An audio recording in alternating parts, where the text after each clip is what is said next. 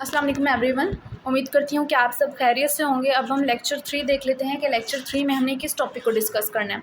Lecture 3 में हम जिस टॉपिक को डिस्कस करने जा रहे हैं वो है इक्वल मैट्रिसेस। अब इसमें हमने जो मैट्रिसेस को डिस्कस करना है वो हमारे पास दो होंगे। जिस तरह से यहाँ पे कहा जा रहा है कि let A and B two matrices, हमें हमारे पास कोई ना कोई दो मैट्रिसेस होंगे जिनको हमने ए और बी का नाम दिया हुआ है। अब आगे मूव करते हैं कि then A is said to be equal to B. A जो होगा वो बी के इक्वल कब होगा, और अगर हम इसको डिनोट करना चाहें तो हम कुछ इस तरह से लिखेंगे कि and denoted by A is equal to B if and only if. तो यहाँ पे हमें दो कंडीशन बताई जा रही हैं कि अगर दो मैट्रिसेस इन कंडीशन को सेटिस्फाई करेंगे तो तभी वो इक्वल मैट्रिसेस कहलाएंगे, अदरवाइज़ वो इक्वल मैट्रिसेस नहीं कहलाएंगे।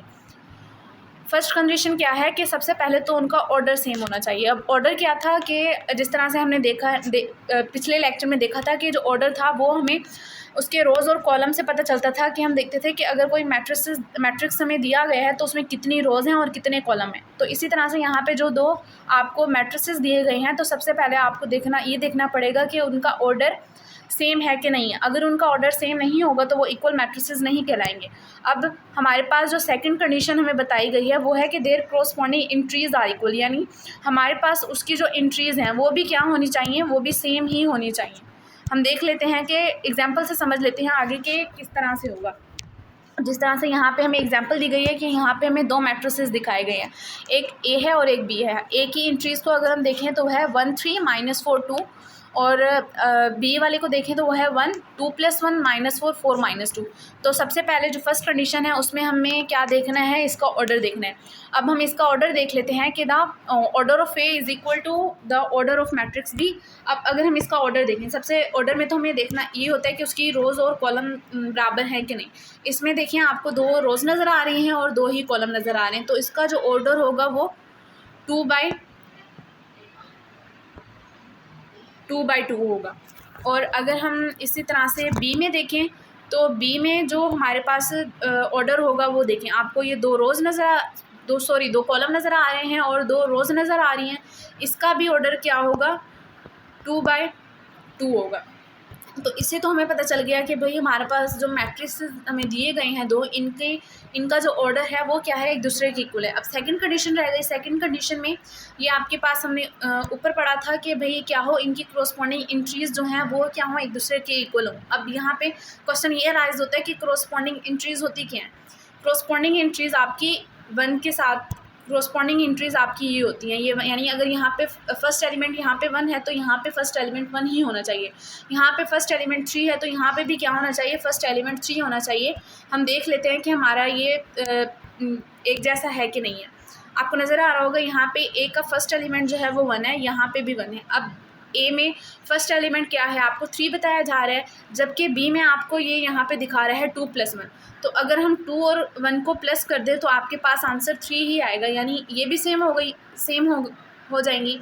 नेक्स्ट है आपका जो थर्ड एलिमेंट है वो -4 होना चाहिए। बी में भी आपको -4 नज़र आ रहा है, और इसका ए का जो 4 वाला एलिमेंट है वो आपको वहाँ पे 2 नज़र आ रहा है, और यहाँ पे भी आपको बी वाले पार्ट में 2 नज़र आ रहा है। तो इसने क्या कर दिया, इसने जो सारी कंडीशंस थी उनको सेटिस्फाई कर दिया। हमारे पास दो ही कंडीशन थी, सबसे पहले तो उसका ऑर्डर सेम होना चाहिए, और दूसरी कंडीशन क्या थी कि उसकी जो इंट्रीज़ हैं वो भी क्या होनी चाहिए, एक दूसरे के इक्वल होनी चाहिए। तो इसने इन दोनों कंडीशंस को क्या कर दिया, सेटिस्फाई कर दिया। तो अब ये जो हमारे जो मैट्रिसेस हो जाएंगे वो इक्वल मैट्रिसेस हो जाएंगे। अब हम जो नेक्स्ट एग्जांपल देखेंगे उस नेक्स्ट एग्जांपल में हम इसकी यानी देखते हैं कि अगर हमें कोई और मैट्रिसेस दिया गया हो तो उसको हम कैसे देख सकते हैं। जिस तरह से यहाँ पे अब हमें एक मैट्रिक्स दिखाया जा रहा है, एक मैट्रिक्स को हमने L कह दिया और एक मैट्रिक्स को हमने M कह दिया। सबसे पहले तो हम देख लेते हैं कि इसका ऑर्डर सेम है कि नहीं है। यहाँ पे हमें दो रोज़ दिखाई जा रही हैं और दो कॉलम दिखाए जा रहे हैं, तो दोबारा से इसका जो ऑर्डर हो जाएगा वो 2/2 हो जाएगा। और इसी तरह से अगर हम M का देखें तो M में भी हमें दो ही रोज़ नज़र आ रही हैं और दो ही कॉलम। ये देखें, ये हमारे पास दो रोज़ हो गई और ये हमारे पास दो कॉलम हो गए। तो इसका भी ऑर्डर हम देखें तो वो भी हमें क्या बताया जा रहा है, 2/2। यानी इसने फर्स्ट कंडीशन को तो सेटिस्फाई कर दिया, लेकिन अब आप सेकंड कंडीशन की तरफ देखें। सेकंड कंडीशन क्या थी कि उसकी जो कोरस्पॉन्डिंग इंट्रीज़ हैं वो भी क्या होनी चाहिए, सेम होनी चाहिए। तो फर्स्ट एलिमेंट फर्स्ट एलिमेंट ये भी सेम है, सेकंड ये भी सेम है, थर्ड देख लें -1, यहाँ पे भी -1 है, लेकिन जो इसका फोर्थ एलिमेंट है वहाँ पे 2 दिया गया है और m वाले में आपको -2 दिया गया है। तो ये क्या हमें बता रहे हैं कि भाई यहाँ पे जो एक एलिमेंट है वो क्या हो गए, उसके इक्वल नहीं है। तो अब ये उस सेकंड कंडीशन को सेटिस्फाई नहीं कर रहा, इस वजह से ये हमारे पास दोनों इक्वल मैट्रिसेस नहीं होंगे। सॉरी, यहाँ पे L और M लिख लीजिएगा, यहाँ पे मिस्टेक हो गई है। अब नेक्स्ट देखते हैं। नेक्स्ट हमारे पास क्वेश्चन नंबर 2 है। क्वेश्चन नंबर 2 में हमने बताना है कि which one of the following matrices are equal, कि कौन सा मैट्रिक्स है जो किसी दूसरे के इक्वल है। इस तरह से जैसे अगर हम फर्स्ट देख लेते हैं कि फर्स्ट में हमें जो ए मैट्रिक्स है उसमें हमें 3 दिखाया गया है।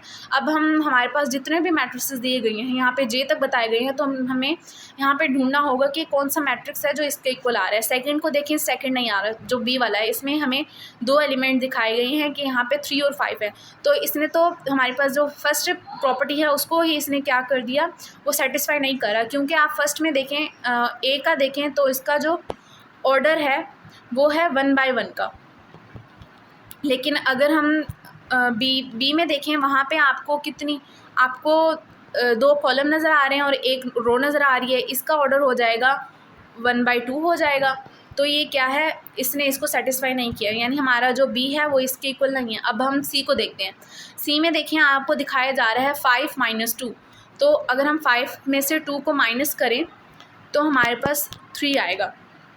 तो अब इसका सबसे पहले तो हमें इसका ऑर्डर देखना होगा।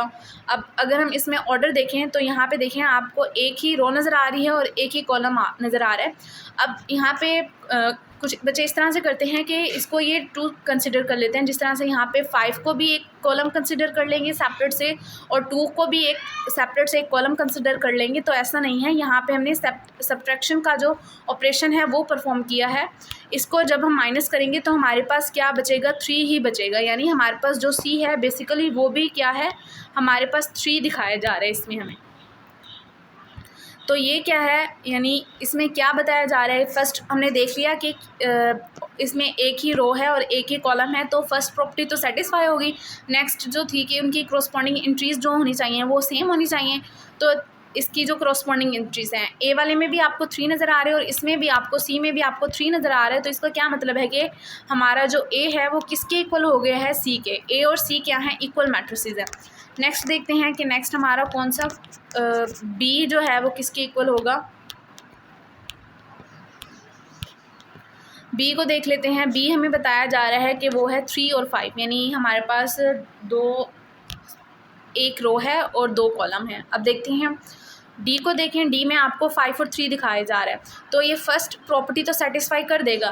फर्स्ट प्रॉपर्टी किस तरह से कि इसमें हमें एक रो नज़र आ रही है और हमें 2 कॉलम नज़र आ रहे हैं, लेकिन ये सेकंड प्रॉपर्टी को सेटिस्फाई नहीं करता। किस वजह से नहीं करता, क्योंकि इसमें जो फर्स्ट एलिमेंट है वो 5 है, जबकि हमारे पास जो बी है उसमें फर्स्ट एलिमेंट हमें 3 दिया गया है, यानी हमारे पास जो डी है वो इसके इक्वल नहीं है।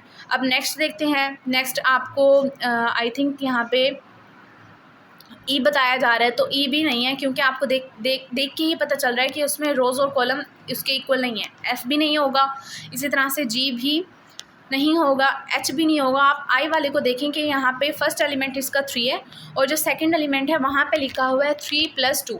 तो जब आप 3 और 2 को प्लस करते हैं तो आपके पास बेसिकली यहाँ पे क्या आ जाएगा, यहाँ पे 5 आ जाएगा। तो ये हमारे पास जो बी है वो किसके इक्वल हो गए, यानी ये जो आपका बी है ये आई के इक्वल है।